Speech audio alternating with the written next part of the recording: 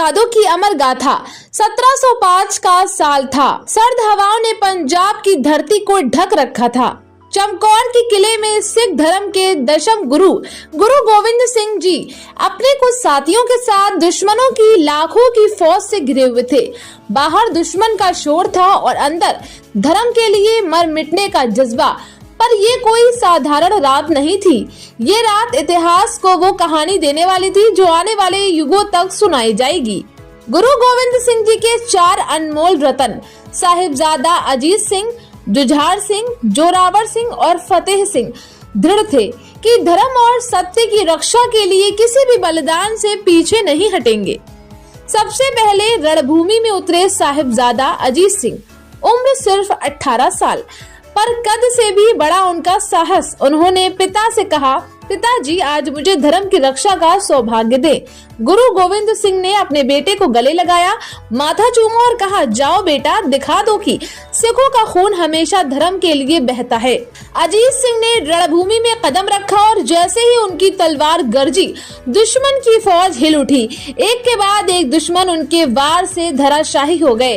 तलवार की हर चोट में धर्म और सत्य का प्रकाश था, लेकिन आखिरकार दुश्मनों की भारी संख्या के आगे वो शहीद हो गए।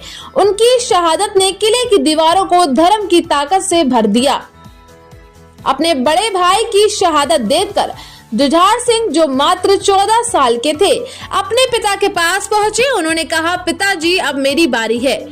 भाई साहब ने धर्म की रक्षा की, अब मुझे इस धरती पर गुरु का नाम अमर करना है।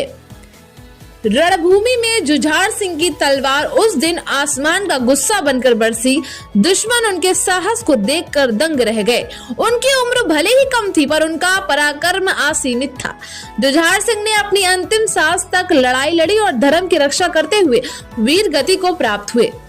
और फिर सरहिंद का वो क्रूर दृश्य आया जिसने इतिहास में मानवता की सबसे कड़वी कहानी लिखी।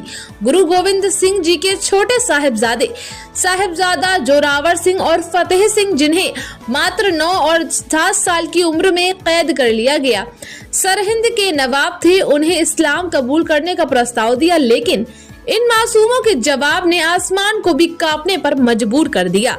उन्होंने कहा, धर्म हमारा अभिमान है और इसे छोड़ना हमारे लिए मौत से भी बदतर है।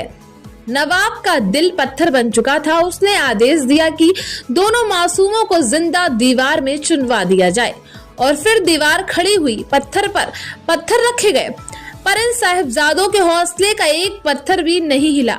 दीवार के भीतर भी उनकी आत्मा धर्म का गीत गा रही थी और जब दीवार पूरी हो गई तो उनके चेहरे पर मुस्कान थी। ये मुस्कान धर्म और सत्य की जीत की थी। 4 साहिबजादों का बलिदान इतिहास का वो अध्याय है जिसने ये सिखाया है कि धर्म की रक्षा के लिए उम्र या संख्या नहीं, केवल हौसला और विश्वास चाहिए। आज जब भी जो बोले सोनेहाल का जयकारा गूंजता है, ये 4 साहिबजादों की गाथा को अमर कर देता है।